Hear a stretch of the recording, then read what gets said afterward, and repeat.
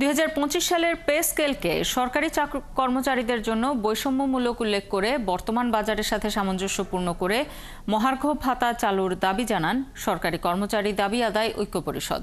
শুক্রবার রাজধানীতে এক আলোচনা সভায় তারা এই দাবি জানান। এ সময় তারা বলেন, ২০২৫ সালের পে স্কেল ছিল বৈষম্যমূলক, যেখানে কর্মকর্তাদের সাথে কর্মচারীদের বড় বৈষম্য রয়েছে।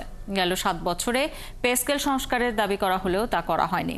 নতুন পে স্কেল চালু কিংবা সংস্কার না হওয়া পর্যন্ত মহার্ঘ ভাতা দিয়ে কাজ চালানোর দাবি জানান তারা।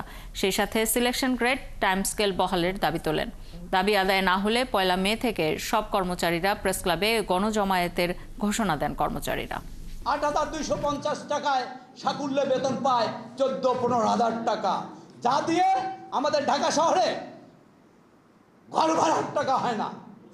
আমাদের পরিবার পরিজন নিয়ে আমরা ধার দেনা করে, আমরা জিপিএফ এর লোন তুলে দোকানে বাকি খেয়ে আমাদের অতি কষ্টে আমাদের সংসার চালাতে হয়। ১ মে জাতীয় প্রেস ক্লাবের সামনে সকল কর্মচারীরা যদি গণজামায়াত হই এবং সেখান থেকে একটি মিছিল সহকারে আমরা জাতীয় জাদুঘরের সামনে সংক্ষিপ্ত আলোচনার মাধ্যমে আমাদের ১ মের কর্মসূচিটা পালন করি এবং আমাদের মধ্যে যে একটু ঢিলেঢালা ভাবটা আছে সেই ঢিলেঢালা ভাবটাকে দূর করে ওই দিন যে সংক্ষিপ্ত আলোচনা হবে জাতীয় জাদুঘরের সামনে, সেইখান থেকে আমরা পরবর্তী কর্মসূচি ঘোষণা করতে পারি।